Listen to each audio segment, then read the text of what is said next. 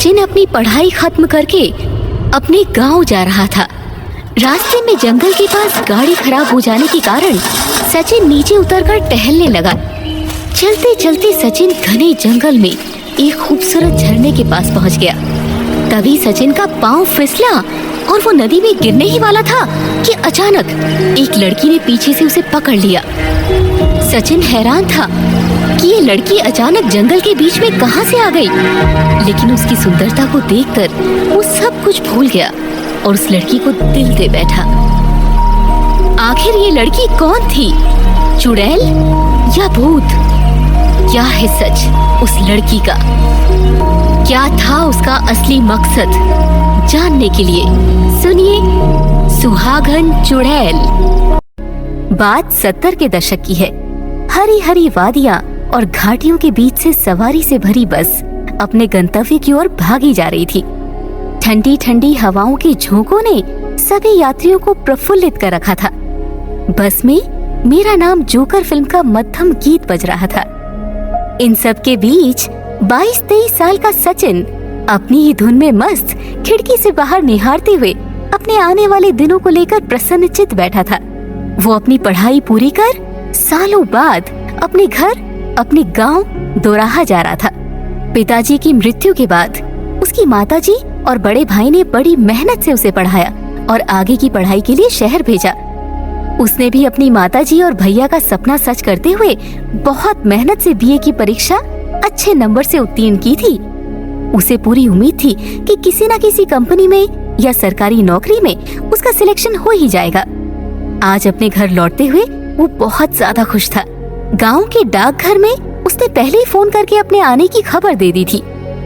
जिस गांव में चड्डी पहनकर उसका बचपन इधर उधर दौड़ लगाया करता था, उसी गांव में आज साहब बन सालों बाद वो अपने घर लौट रहा था। अब बस कुछ ही देर में वो अपने घर पहुंचने वाला था। उसका गांव नजदीक ही था। तभी एक आवाज के साथ अचानक झटके खाकर बस रुक जाती है। सभी यात्री हैरानी से आगे ड्राइवर की तरफ देखने लगते हैं। कंडक्टर नीचे उतरकर देखता है तो पता चलता है कि टायर पंक्चर हो चुका था बस का। सभी यात्रियों को सूचित कर ड्राइवर और कंडक्टर बस का टायर बदलने में लग जाते हैं। एक एक करके सभी यात्री बस से नीचे उतर आते हैं। कोई झाड़ियों में घुसता है तो कोई एक तरफ खड़ा होकर धूम्रपान करने लगता है। कोई छोटे ट्रांजिस्टर पर गाने सुनने लगता है। सचिन भी बस से उतरकर उस जगह को गौर से देखने लगता है।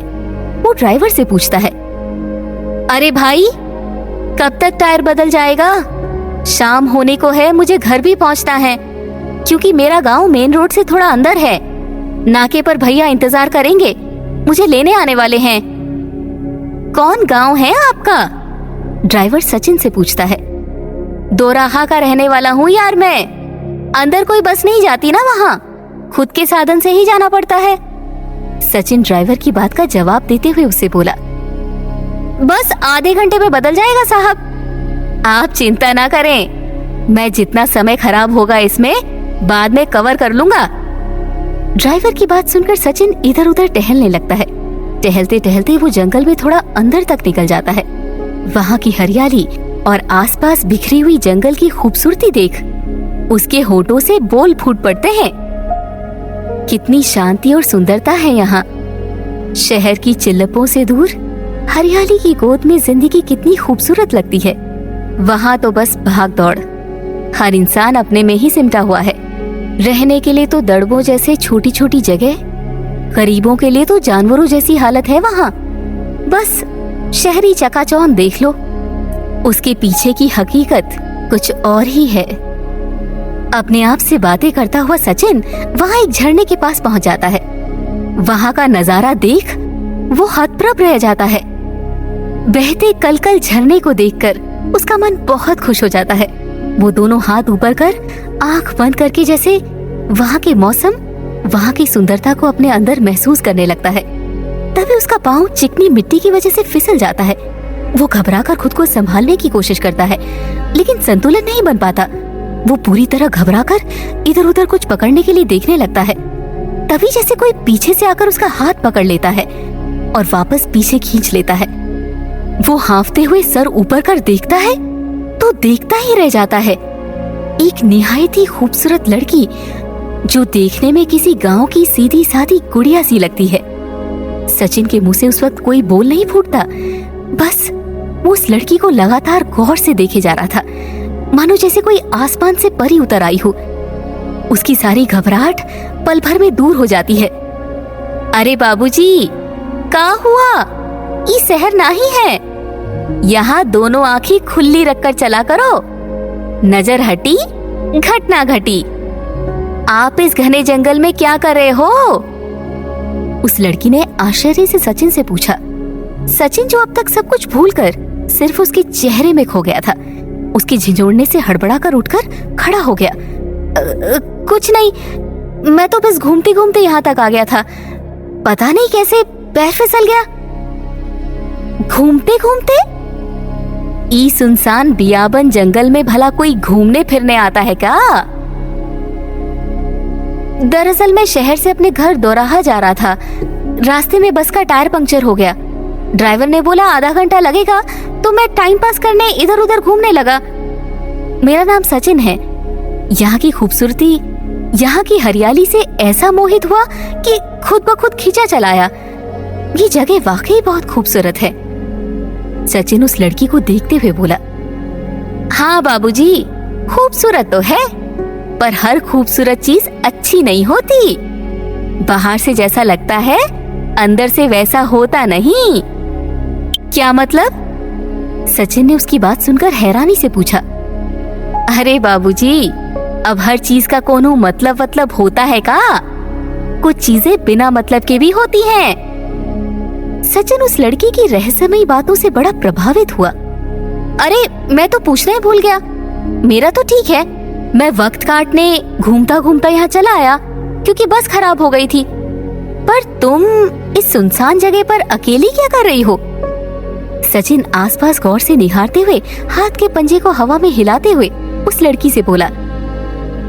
ई जगह तो हमारा घर का अंगना है बाबूजी, हम तो यहाँ रोज आवत है। मतलब? सचिन ने फिर पूछा। आप शहरी लोग हर बात में मतलब बड़ा ढूंढते हैं बाबूजी। हम यही पास की एक छोटी सी बस्ती है, वहीं रहते हैं। हमरे अम्मा बाबूजी खेतों में मजदूरी करते हैं और हम यहाँ जंगल में सूखी लकड़ियाँ बीनने आते हैं। कुछ लकड़ियाँ बस्ती के दुकानदार को बेच देते हैं, थोड़े बहुत पैसे मिल जाते हैं। कुछ घर में चूल्हे जलाने के लिए ले जाते हैं। मुआ वो दुकानदार बहुत बेईमानी करता है, इतनी सारी लकड़ियों के जरा से दाम देता है। कहता है कि तेरी लकड़ियाँ गीली होती हैं। अब आप ही देखो बाबूजी, क्या ये लकड़ियाँ आपको गीली दिख रही हैं? सचिन उस अनजान लड़की की प्यारी प्यारी बातों में खो सा जाता है। वो बोलती जाती है और वो बस उसके हिलते हुए होठों को ही देखता रहता है। तभी वो लड़की अचानक से लकड़ी का गट्ठर उठाकर भागने को होती है। अरे बाप रे, आज तो बहुत बखत हो गया। आपके चक्कर में देरी हो जाएगी तो अम्मा तो मुझ पर कहर बनकर बरस पड़ेगी। आप भी जल्दी ई जंगल से निकल जाइए बाबूजी, यहाँ ज्यादा देर रुकना ठीक नहीं है। संजा होने को है। अम्मा कहती है कि संजा के बखत जंगल में ज्यादा नहीं जाना चाहिए। ई जंगल भूत प्रेतों के लिए मशहूर है बाबूजी। मैं तो दिन दिन में अपना काम निपटा के यहाँ से निकल जाती हूँ। जब धड़धड़ी का बखत होता है तब जंगल से चले जाना चाहिए। ये धड़धड़ी क्या होता है? सचिन बड़ी उत्सुकता से उस लड़की से पूछता है। आपका नहीं पता क्या बाबूजी? अरे हाँ, आप ठहरे शहर में पढ़कर यहाँ आने वाले, आपको कैसे पता होगा? धड़धड़ी बखत का मतलब जब सूरज डूबने वाला हो, जब गाय बैल चरकर वापस लौटते हैं ना, उस घड़ी को कहते हैं धड़धड़ी का बखत।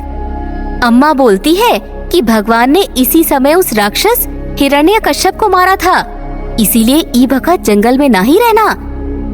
वो लड़की बड़ी मासूमियत से सचिन से बोली। सचिन भी जैसे उसकी भोली भाली बातों में उलझकर सब कुछ भूल चुका था कि उसे वापस भी जाना है। तभी दूर से बस के हॉर्न की आवाज आती है। हॉर्न की आवाज से उसकी तंद्रा टूटती है। वो भी वापस पलटकर जाने को होता है। दोनों विपरीत दिशाओं में जाने लगते हैं और तभी सचिन पलटकर उस लड़की से पूछता है, अरे अपना नाम तो बताती जाओ। वो लड़की लकड़ी का गट्ठर सर पर उठाए पीछे मुड़कर सचिन को देखती है। यहीं पास में छोटी सी बस्ती है, वहीं रहती हूँ। और मेरा नाम? इतना कहते हुए वो वही पास में लगे पौधों की तरफ इशारा करती है, जिसमें गुलाब का फूल लगा होता है। इशारा करके मुस्कुराते हुए वो वहाँ से दूर झाड़ियों में ओझल हो जाती है। सचिन उस गुलाब के फूल को देखकर मुस्कुराते हुए सर पर हाथ फेरकर वापस बस के पास आ जाता है। अरे बाबूजी, कहाँ रह गए थे? सभी सवारियां आ चुकी है, बस आपके लिए खड़े थे।